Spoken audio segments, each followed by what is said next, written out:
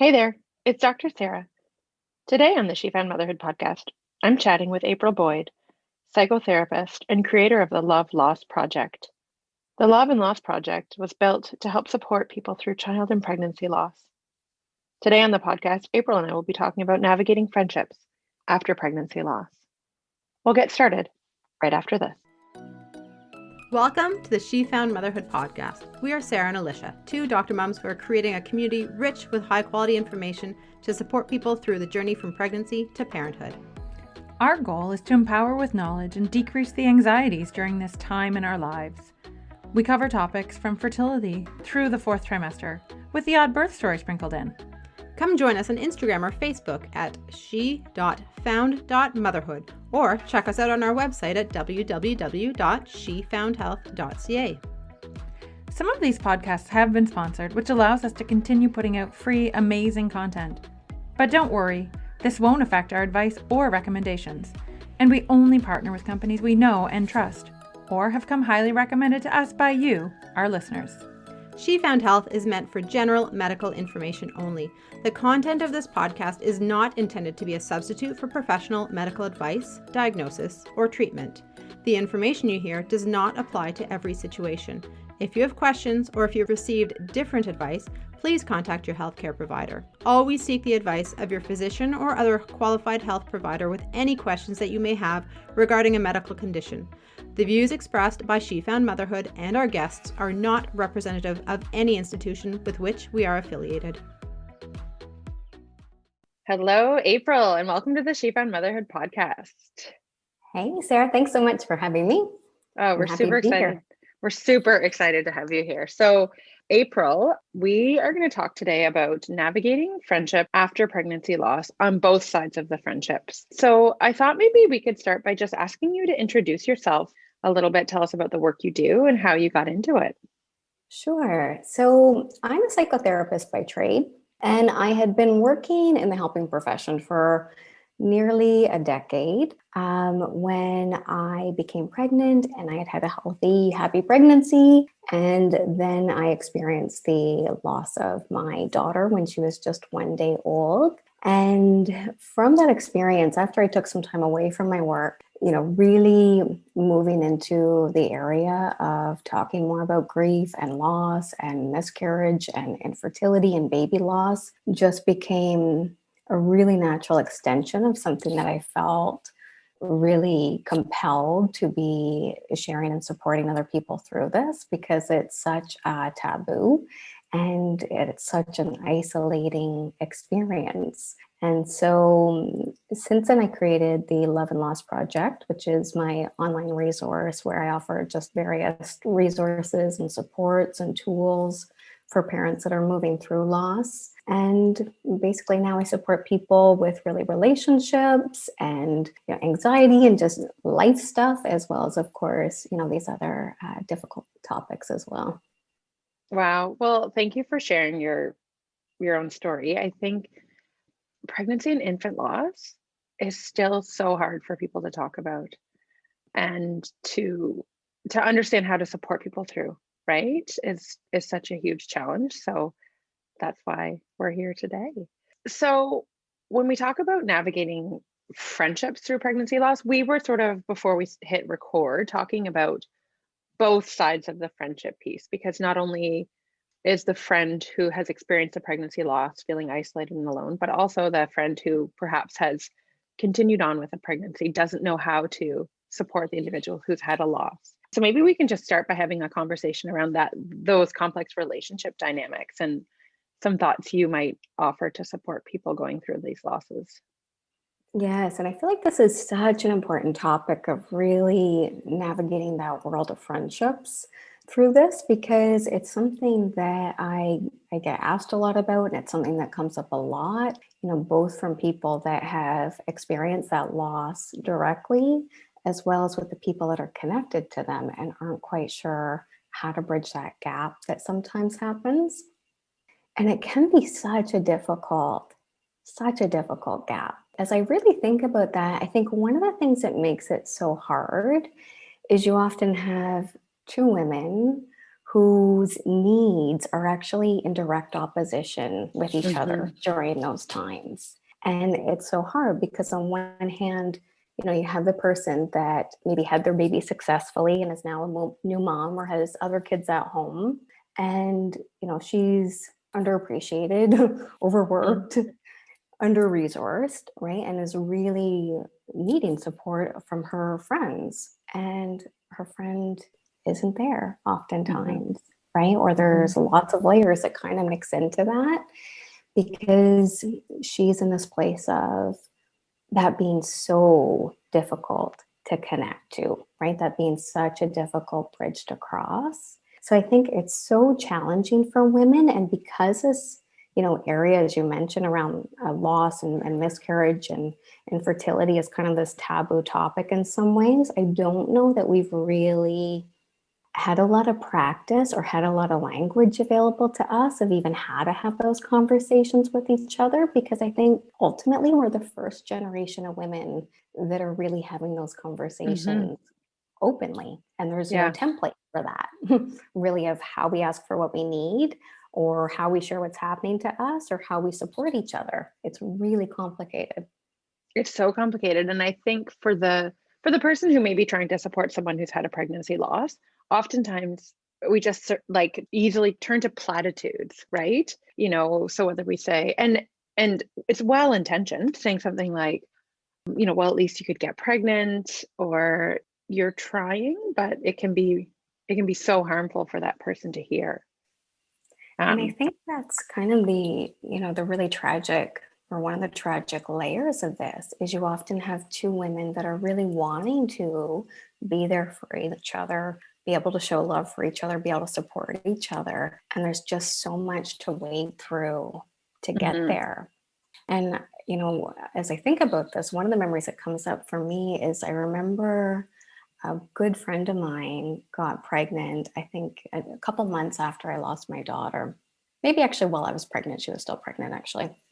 And when her baby arrived, I couldn't be there for her.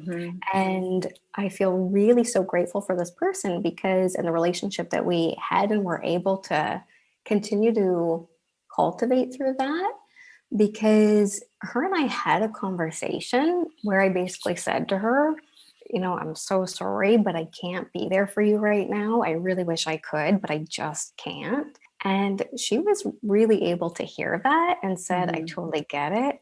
And it's okay. And really gave me that permission to essentially step back from that place that I would have been there, right? That's that place I would have wanted to occupy for her. And I just couldn't. And I think that's so important.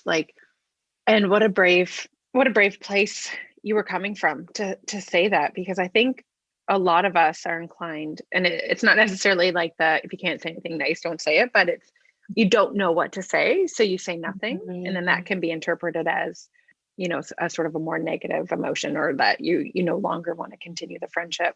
So for somebody who's experienced a pregnancy loss, how would you, and pregnancy loss at any stage, right? I mean, people have miscarriages in the first trimester, and for some, they're very practical about it, and they think of the scientific sort of, biology side, and others, that's a huge loss, right? That is the loss of a child. They're mourning, and everyone experiences it differently. But in terms of them asking for support, do you have any recommendations or tips that language that you can provide people when they don't know what words to use to ask for help?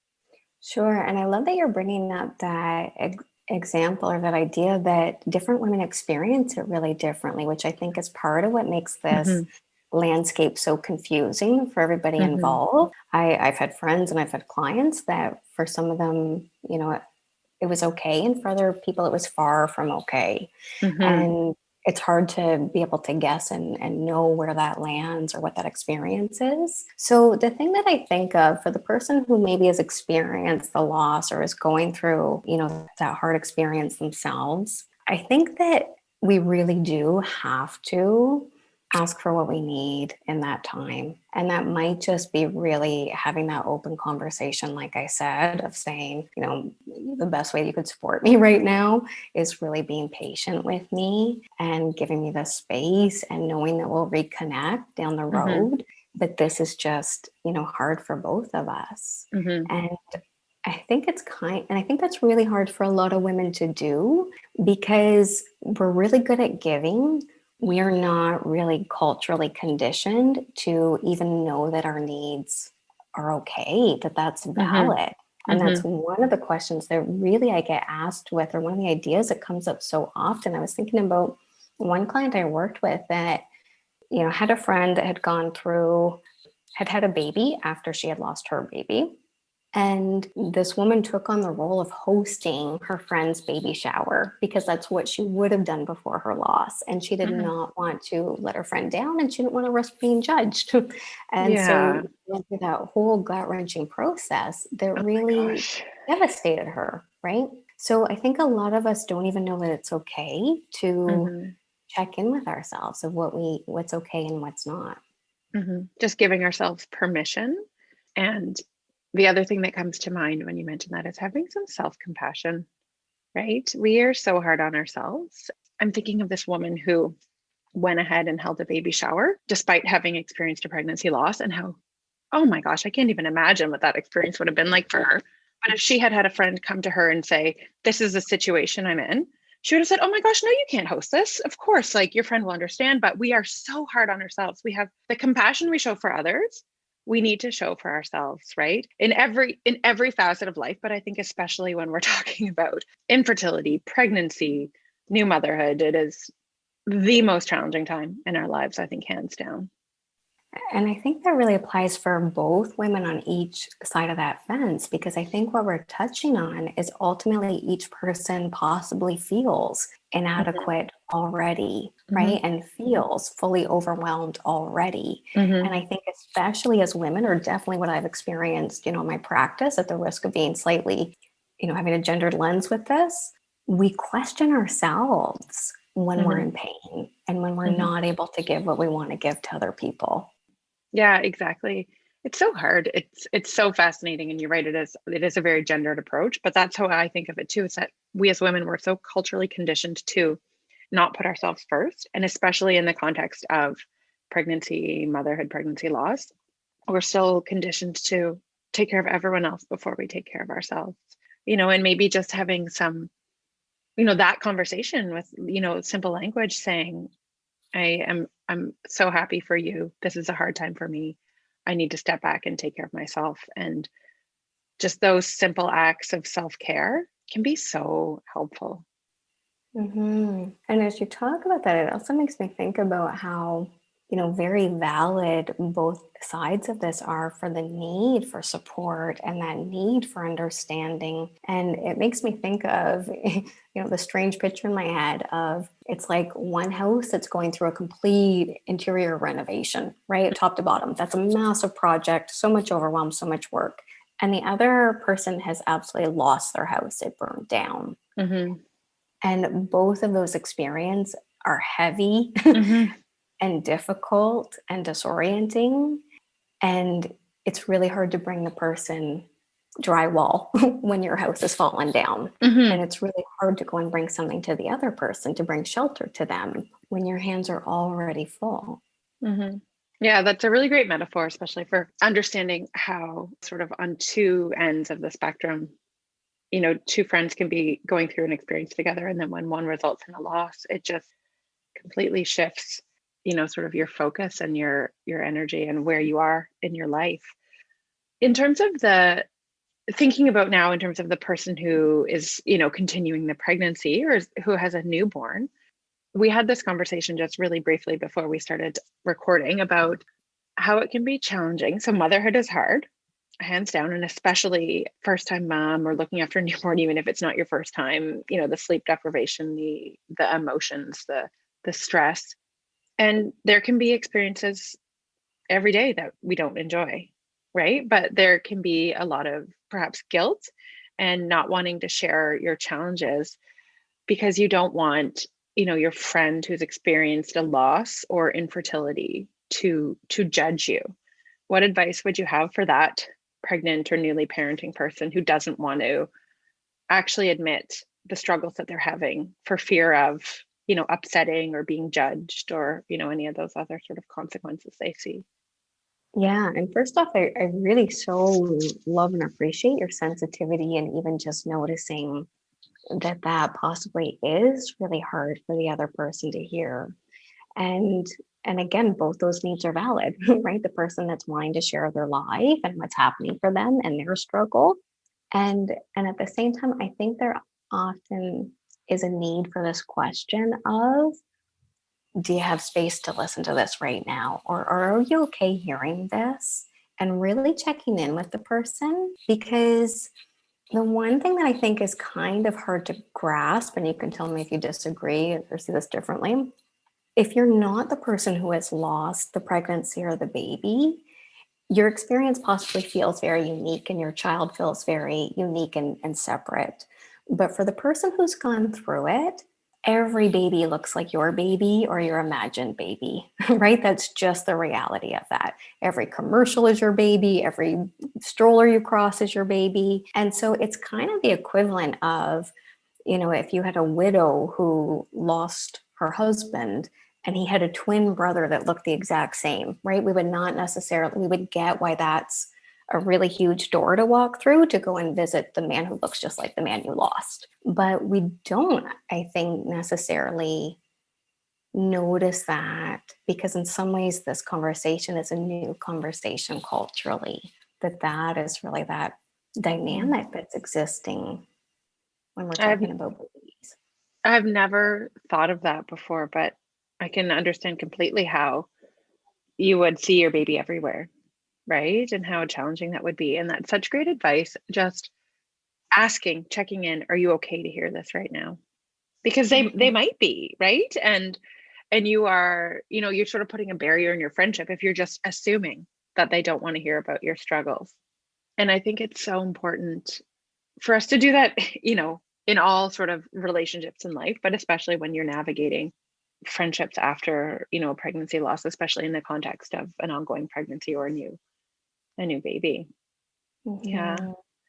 And do you have any advice for us? Because I know I have colleagues who listen to our podcast, and I know there's some midwives and other care providers and doulas. Advice for the caregivers around supporting people through their pregnancy loss, and from sort of that more caregiving specific role.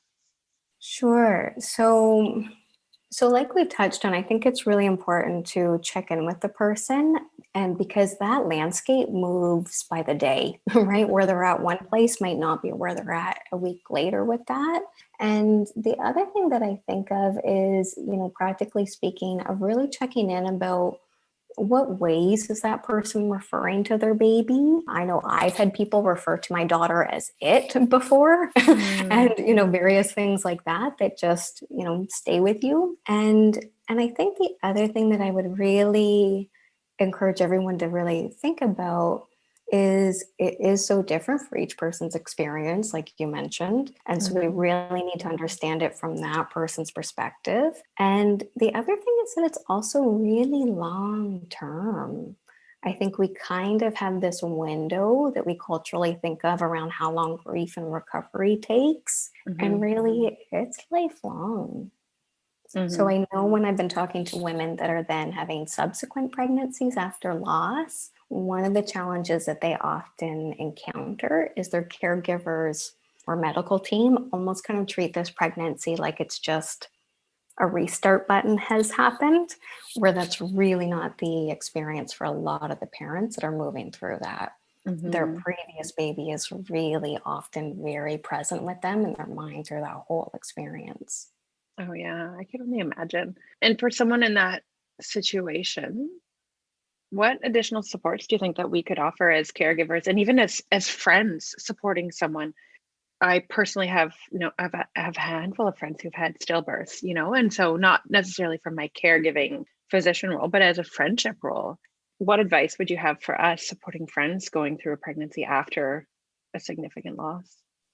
One of the ideas that I think goes a long way is to really write down the important dates in your calendar. And so to make a note for yourself of, it's been a month or it's been 6 months, or it's been a year, Mm-hmm. because your client or patient is going to be very aware of that. Mm-hmm. And again, especially as time goes on, you become aware that that initial wave of support has possibly really dissipated, Mm-hmm. even a month later. So I think those check-ins really mean so much. That's just a quick email. Hey, I know today's a special day.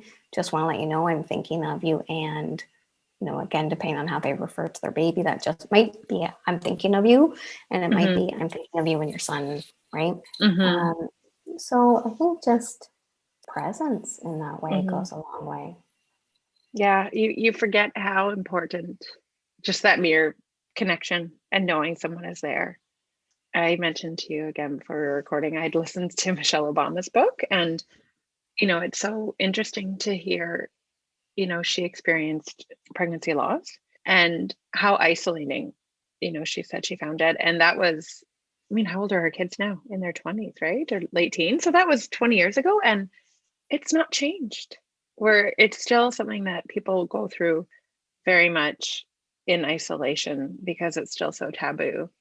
And do you have any advice for us as a culture, as women, to help reduce that isolation and bring the conversation around pregnancy loss and infertility to a more sort of culturally acceptable place?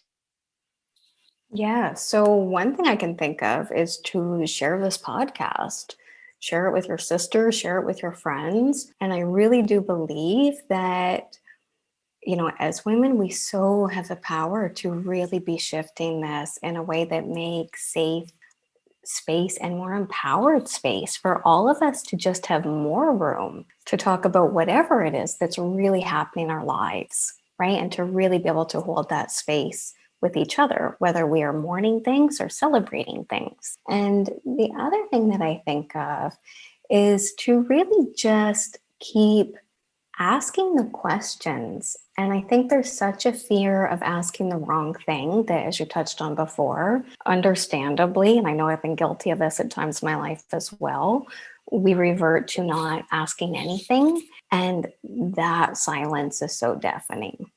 And so I think really just, those messages like, hey, I just want to check in and see if you're okay. Or, our other mutual friend is pregnant right now. What is that like for you? And really just opening up that dialogue. What is it like for you? Or, the other thing that I really notice, and again, my brain's just thinking of, tips for how we bridge some of this middle ground sometimes. I think there's also that neat opportunity to say, I'd love to connect with you. Where would feel better for you to do that? Because I think sometimes what we, invite people to go and do is we invite them to come along on our play dates, right? And we're like, ooh, I can't really come in and hang out with you at the park today.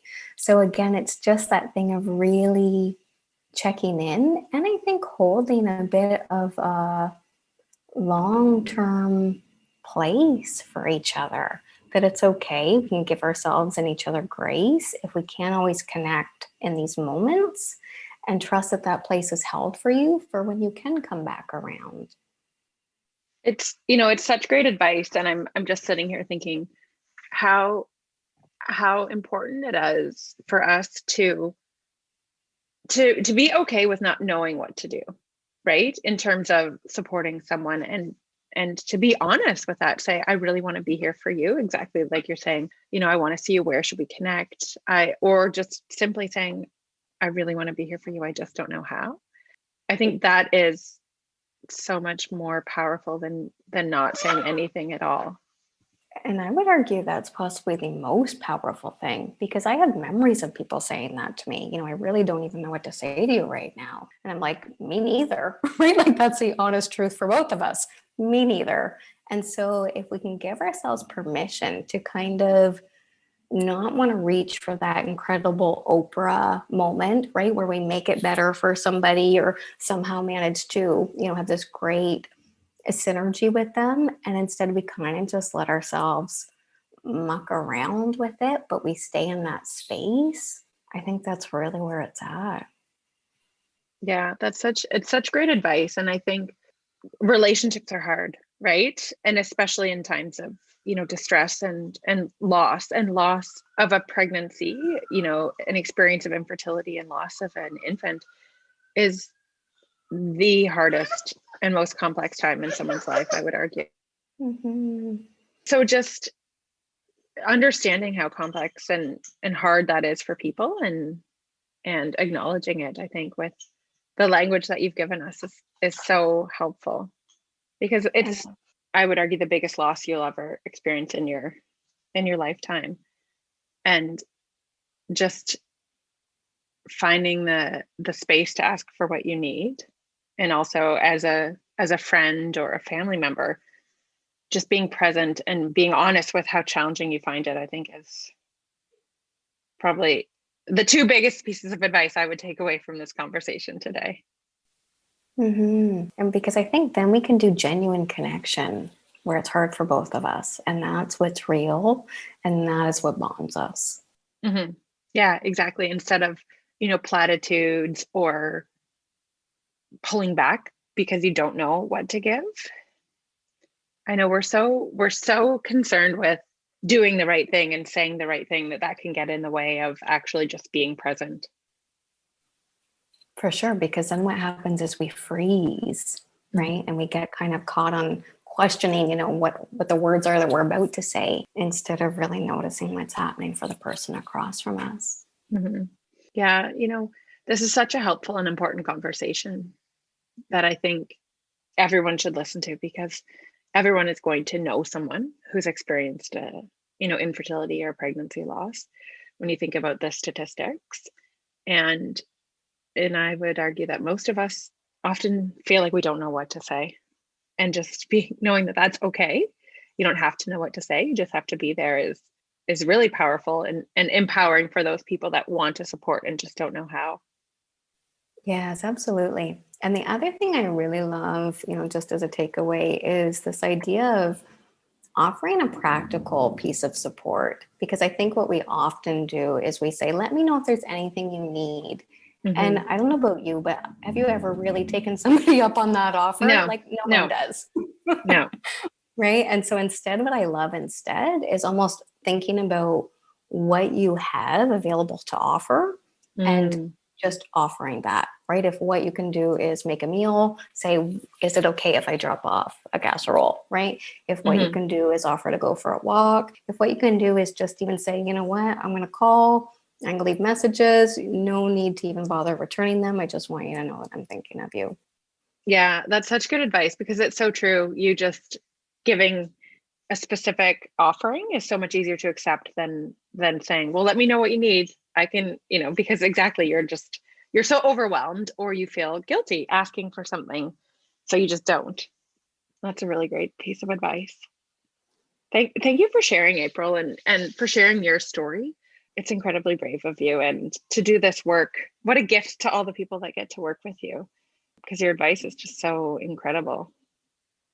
Well, thank you so very much for having this conversation with me and for sharing this conversation with other people, because I just really believe that this just creates an opening for everyone. And I just so absolutely think it's important and unfortunately common and necessary. So thank you for having me here. Oh, it's been a total pleasure. May I ask, before we go, how people can connect with you? You mentioned your Love and Loss project. Can you just tell us a little bit more about that and where they can find it? Sure. So that's at lovelossproject.com. And I have all kinds of videos as well as some free healing guides and programs on there that people can check out or share forward to a friend, which can also be a nice way of being like, I don't quite know what to offer, but I can offer you this, right? There's tons of good free stuff there. And of course, I'm on Instagram, probably way more than I should be.